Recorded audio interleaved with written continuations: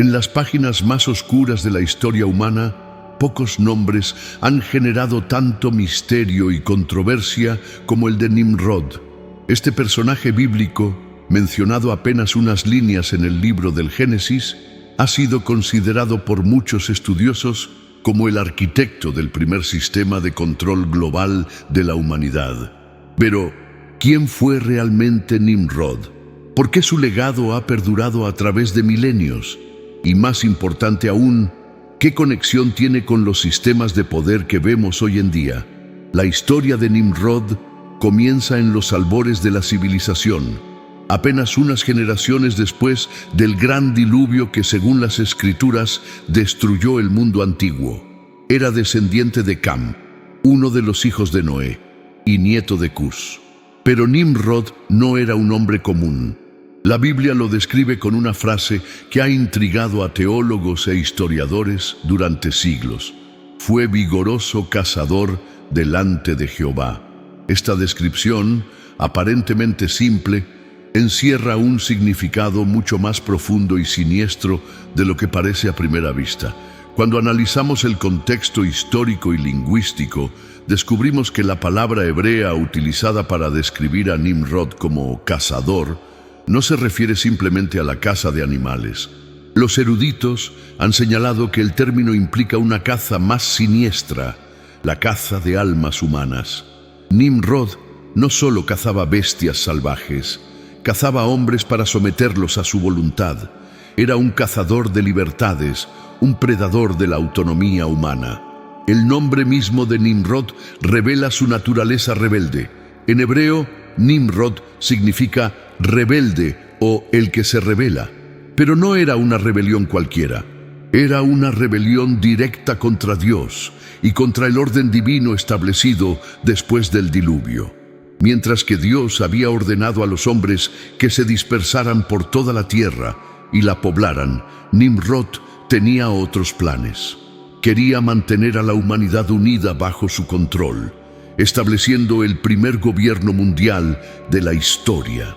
Las escrituras nos cuentan que Nimrod estableció su reino en la tierra de Sinar, que corresponde a la antigua Mesopotamia, en lo que hoy conocemos como Irak. Su reino incluía ciudades legendarias como Babel, Erech, Akkad y Calne, pero fue en Babel donde Nimrod ejecutaría su plan más audaz, la construcción de una torre que llegara hasta los cielos, un símbolo eterno de la arrogancia humana frente a lo divino. La Torre de Babel no era simplemente una obra arquitectónica impresionante. Era el símbolo físico de un sistema político y religioso revolucionario. Por primera vez en la historia postdiluviana, la humanidad se unía bajo un solo liderazgo, una sola religión y un solo gobierno. Nimrod había logrado lo que ningún líder había conseguido antes: crear un sistema de control total sobre las masas. Pero, ¿cómo logró Nimrod esta hazaña? Los textos antiguos y las tradiciones nos dan pistas fascinantes. Según el historiador judío Flavio Josefo, Nimrod utilizó una mezcla de carisma, intimidación y promesas de protección. Les decía a las personas que si se mantenían unidas bajo su liderazgo, nunca más tendrían que temer otro diluvio. Prometía seguridad a cambio de sumisión, protección a cambio de libertad. La estrategia de Nimrod era brillante en su simplicidad. Creó un sistema donde las personas voluntariamente renunciaban a su autonomía a cambio de la ilusión de seguridad colectiva. Estableció una religión centralizada, donde él mismo era venerado, no como un dios, pero sí como el intermediario entre lo humano y lo divino. Era el primer ejemplo en la historia de lo que los sociólogos modernos llamarían un culto a la personalidad. Los textos antiguos también nos revelan que Nimrod introdujo el primer sistema de identificación masiva. Según las tradiciones babilónicas, cada persona en su reino llevaba una marca distintiva que los identificaba como súbditos del sistema. Esta marca no solo servía como identificación, también determinaba quién podía comprar, vender o participar en la vida económica del reino. ¿Les suena familiar? La influencia de Nimrod se extendía mucho más allá de lo político y económico. Estableció un sistema educativo centralizado, donde se enseñaba una sola versión de la historia, una sola interpretación de la realidad. Los niños eran separados de sus familias desde temprana edad para ser educados en las escuelas del Estado, donde aprendían a venerar el sistema por encima de todo, incluso por encima de sus propios padres. Pero quizás el aspecto más perturbador del reino de Nimrod era su sistema religioso. Según las tradiciones antiguas, Nimrod no solo estableció una religión centralizada, también instituyó prácticas que incluían sacrificios humanos, rituales de iniciación secretos y una jerarquía sacerdotal que controlaba todos los aspectos de la vida espiritual de las personas. Era una religión que prometía iluminación y conocimiento secreto a cambio de obediencia absoluta. Los paralelismos entre el sistema de Nimrod y los movimientos totalitarios modernos son imposibles de ignorar. Al igual que los dictadores del siglo XX, Nimrod utilizaba el miedo, las promesas de utopía y el control de la información para mantener su poder. Creó una sociedad donde la disidencia era imposible, donde el pensamiento independiente era visto como traición. La Torre de Babel se convirtió en el símbolo perfecto de este sistema. No era solo una estructura física, era una declaración ideológica. Era la manifestación arquitectónica de la creencia de que la humanidad no necesitaba a Dios, que podía crear su propio camino al cielo, que podía establecer su propia verdad y su propio orden moral.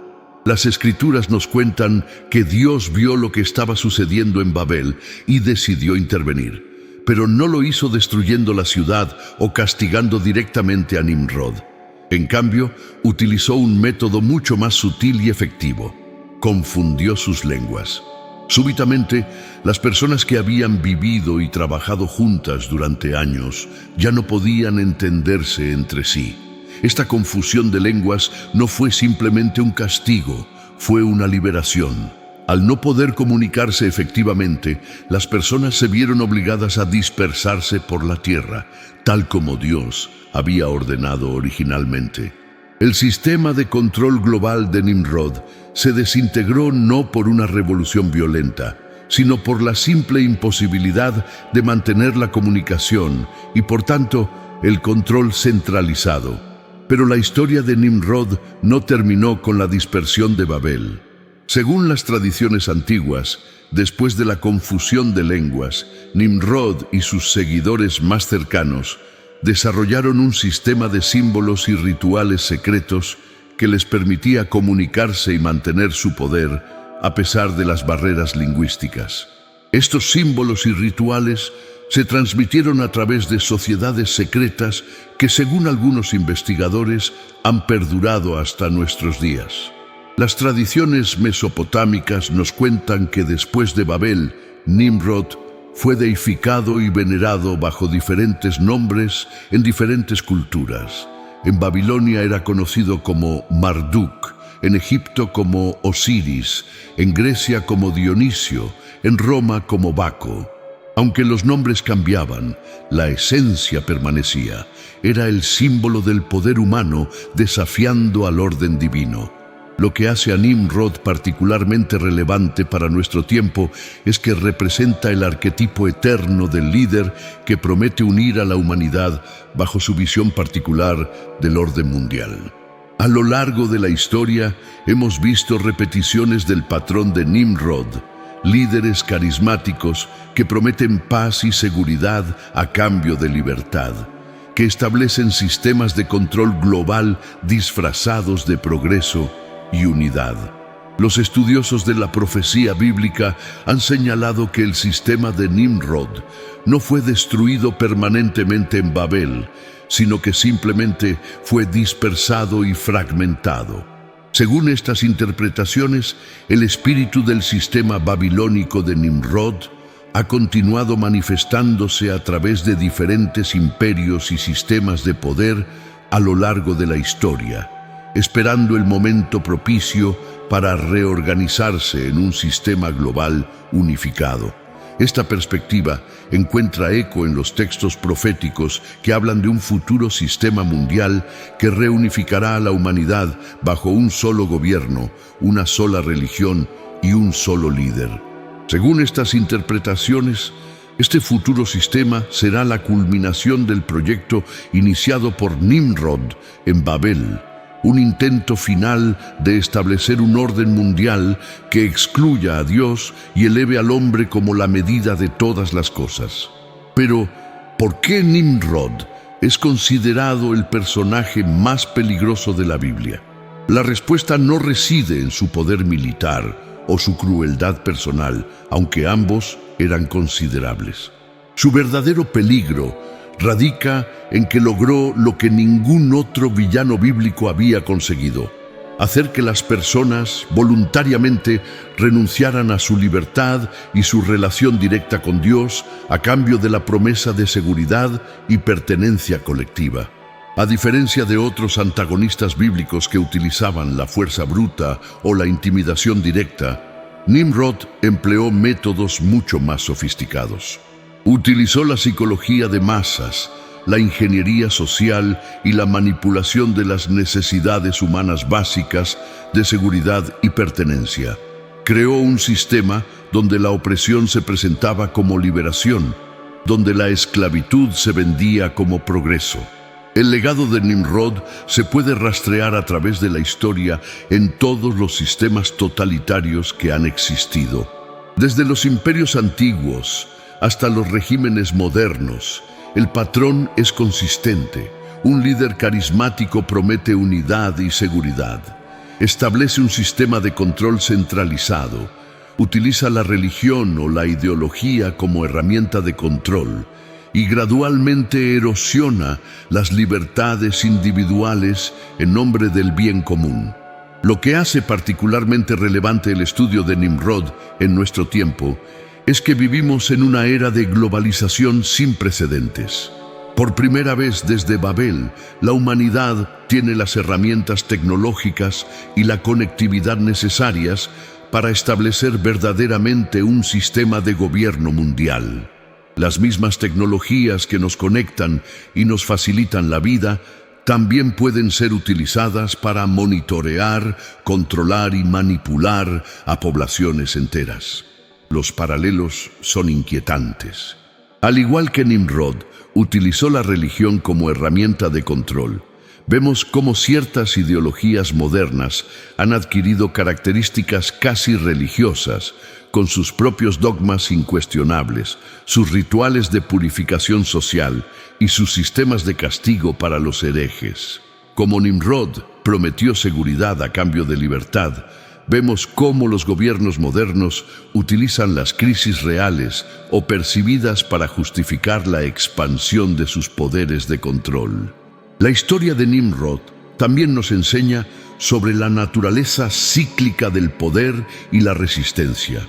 Su sistema, aparentemente invencible, fue derrotado no por la fuerza militar, sino por la intervención divina que restauró la diversidad y la dispersión. Esto nos recuerda que ningún sistema de control, por más sofisticado que sea, puede suprimir permanentemente el deseo humano de libertad y autodeterminación. Desde una perspectiva histórica, Nimrod representa el momento en que la humanidad postdiluviana tuvo que elegir entre dos caminos: la dispersión y diversificación ordenada por Dios, que implicaba responsabilidad individual y libertad, o la unificación bajo un sistema humano de control que prometía seguridad pero requería sumisión. La elección de seguir a Nimrod llevó a la humanidad por un camino que resultó en confusión y división forzada.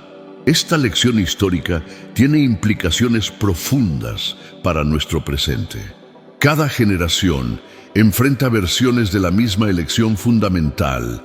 Preferimos la libertad con sus responsabilidades y riesgos inherentes o la seguridad prometida por sistemas de control centralizados.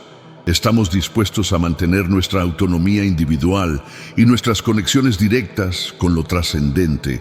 ¿O entregaremos estas responsabilidades a intermediarios que prometen hacerse cargo de nuestras necesidades? El estudio de Nimrod también nos revela la sofisticación de los métodos de control social que existían ya en la antigüedad.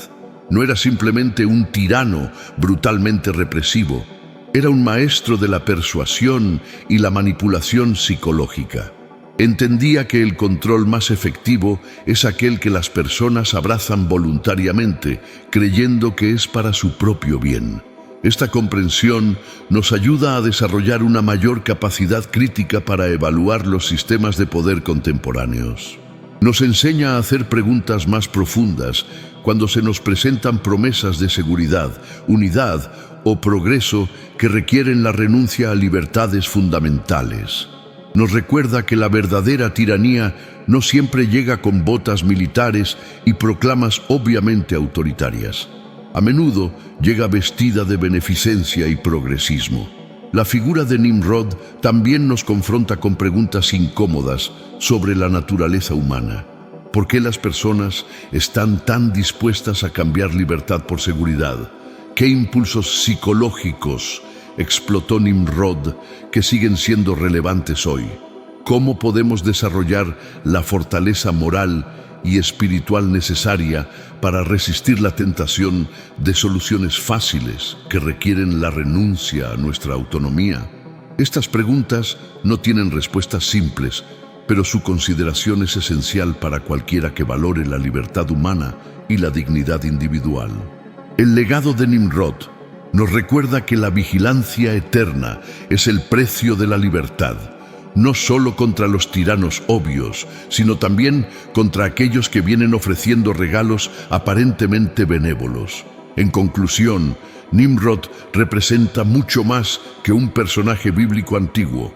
Es el arquetipo eterno del líder que busca establecer un orden mundial basado en el control humano total, excluyendo la trascendencia y reduciendo a los individuos a meros elementos de un sistema colectivo. Su historia es una advertencia permanente sobre los peligros de cambiar libertad por seguridad prometida y un recordatorio de que los sistemas de control más peligrosos son aquellos que se presentan a sí mismos como la solución a todos nuestros problemas. La Torre de Babel cayó, pero el espíritu que la construyó continúa buscando nuevas formas de manifestarse en cada era de la historia humana.